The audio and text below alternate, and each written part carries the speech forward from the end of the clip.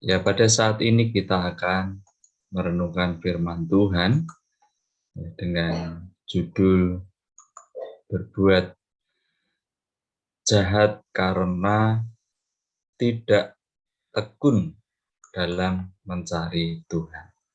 Ya, jadi ternyata ketika manusia tidak tekun mencari Tuhan, dia sedang berbuat jahat, ya, dan berdampak juga kepada hal-hal dengan melakukan sesuatu yang tidak dikenal oleh Tuhan. Nah, mari kita lihat di dalam kitab 2 Tawarik pasal 12 ayat 14, ya. Dikatakan ia berbuat yang jahat karena ia tidak tekun mencari Tuhan. Nah, saudaraku, beberapa hari yang lalu ketika membaca dan merenungkan firman Tuhan ini, saya sangat terpukau dengan ayat ini gitu ya.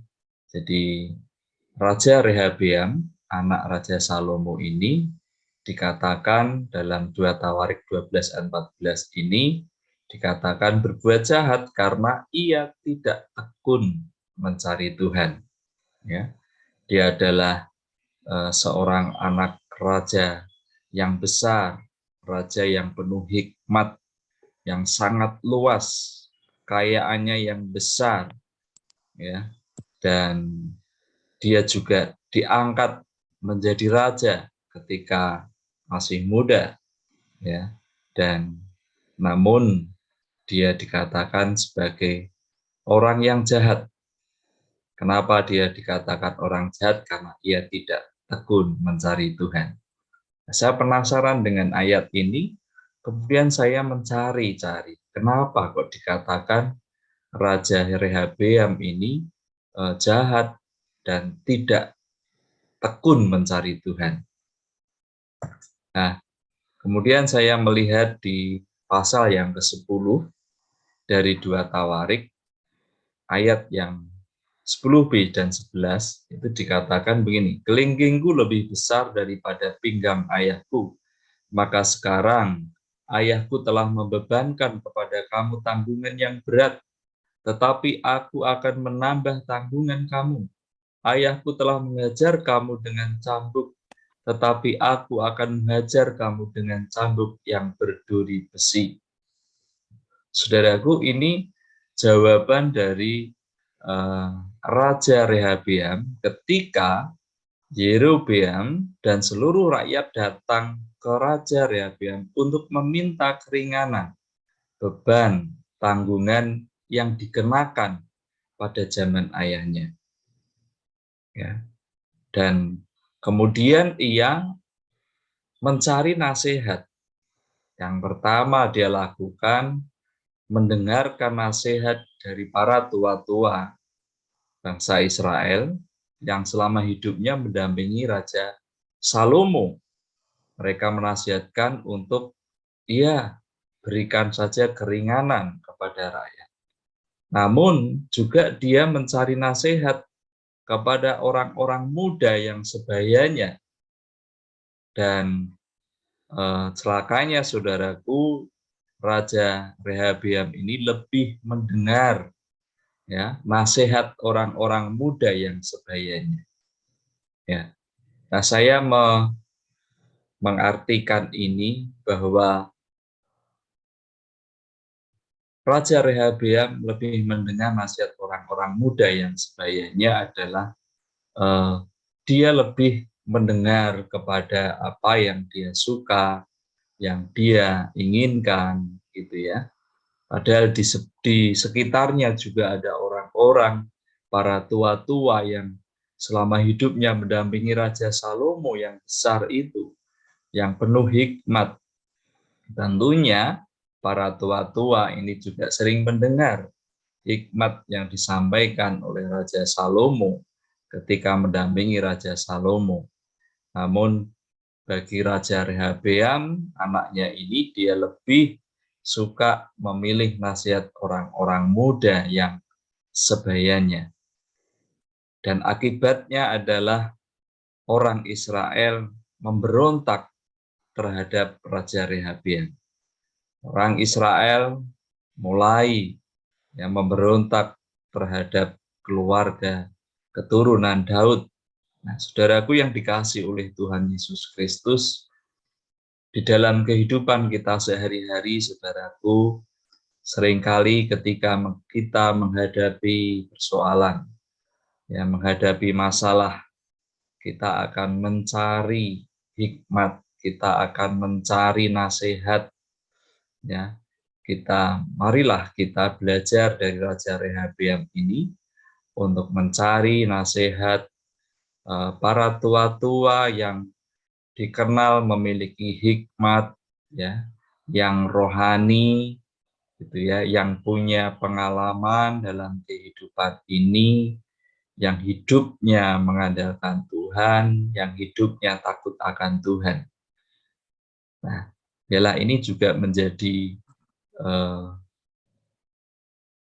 nasihat bagi kita untuk kita ingat bahwa mari kita juga datang kepada orang-orang sebagai pemimpin-pemimpin kita, pemimpin rohani, orang-orang yang bertanggung jawab atas hidup kita. Kita mendengarkan nasihat mereka, kita mendengarkan juga petuah-petuah, kalau di dalam, yaitu satu hal yang bisa kita tangkap makna dalam kehidupan ini dan kemudian kita ambil untuk kita lakukan dalam kehidupan sehari-hari. Tentunya orang-orang yang terus mencintai Tuhan, orang-orang yang hidupnya sesuai firman Tuhan dan nasihat-nasihatnya adalah nasihat sesuai firman Tuhan.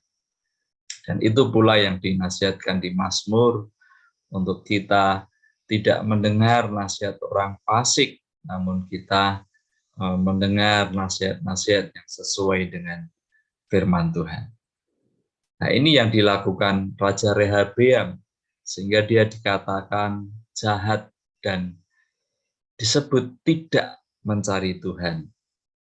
Nah, yang kedua, saudaraku, yang saya lihat, yang saya amati di 2 Tawarik ketika cerita tentang Rehabeam ini adalah Rehabeam meninggalkan hukum Tuhan. Dia tidak mencari Tuhan karena Raja Rehabeam ini meninggalkan hukum Tuhan. Di dalam pasal 12 ayat 1 dicatat, Rehabeam beserta seluruh Israel meninggalkan hukum Tuhan ketika kerajaannya menjadi kokoh dan kekuasaannya menjadi teguh.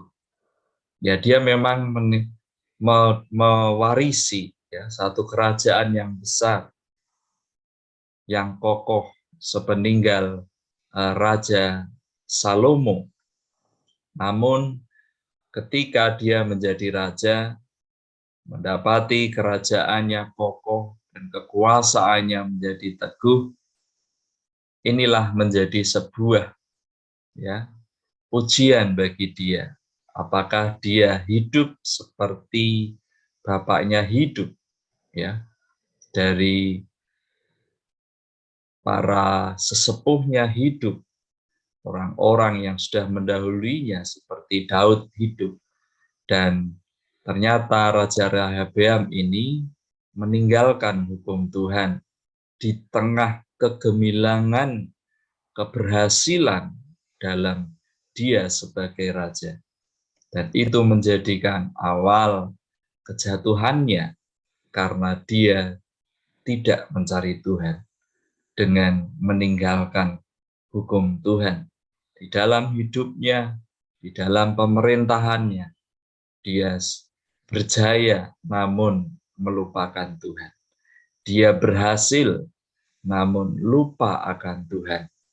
Dan ini juga menjadi peringatan bagi kita, Bapak Ibu Saudaraku yang dikasihi Tuhan, peringatan bagi saya, bagi kita semua, untuk hal-hal yang sedang kita alami, apakah kita sedang di dalam kesuksesan, kejayaan, keberhasilan, entah apa itu keberhasilan yang sedang kita alami atau kejayaan yang sedang kita alami, namun biarlah kita bukan seperti Raja Rehabeam ini yang tidak mencari Tuhan.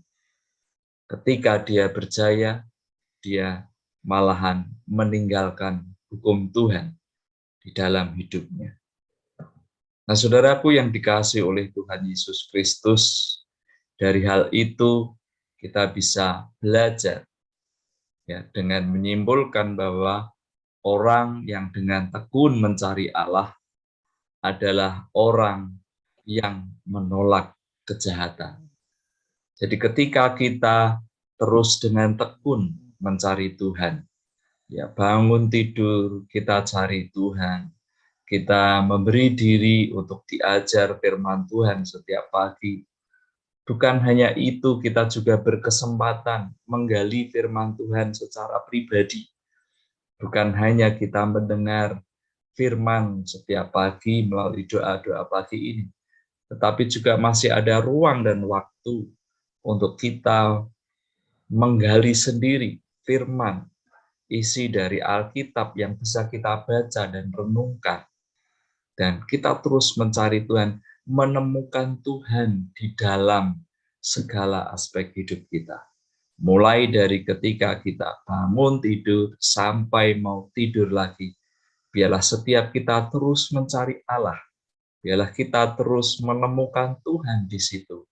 Karena ketika kita terus dengan tekun mencari Allah, kita sedang menolak untuk melakukan kejahatan.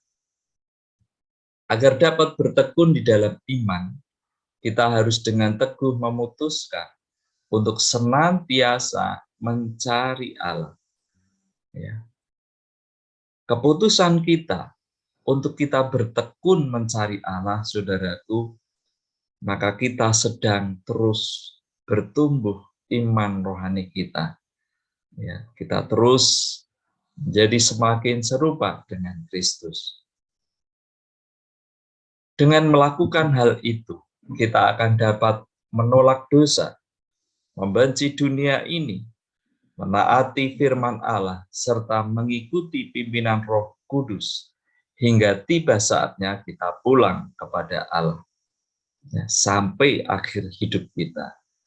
Ya, dengan kita mencari Allah setiap waktu dalam hidup kita, maka ketika kita ada diperhadapkan dengan perkara-perkara dosa, diperhadapkan dengan ketidakbenaran, maka kita akan dengan segera akan memilih kebenaran, karena kita sedang terus tekun mencari Allah, terus dengan tekun mencari perkenalan Tuhan, dengan tekun kita terus menemukan Tuhan dalam hidup-hidup kita ini, dalam perjalanan hidup kita ini. Pada pihak lain, tanpa ketetapan teguh ini dalam hati kita, kita akan segera meninggalkan Allah dan keselamatannya dan menyesuaikan diri dengan cara-cara fasik masyarakat sekeliling kita. Nah, kalau kita tidak mencari Allah, menetapkan hati kita dengan teguh untuk mencari Tuhan, maka kita akan bisa tergeser hidup kita dengan mengikuti cara-cara fasik kehidupan dunia hari-hari ini. Dan mari gereja Tuhan, kita semua bertekun dalam mencari Tuhan. Ketika sedang kita bertekun mencari Tuhan, sesungguhnya kita sedang menjauhi perkara-perkara yang jahat. Dan biarlah setiap kita terus mengalami pertumbuhan iman di dalam hidup kita setiap hari. Amin. Tuhan Yesus memberkati.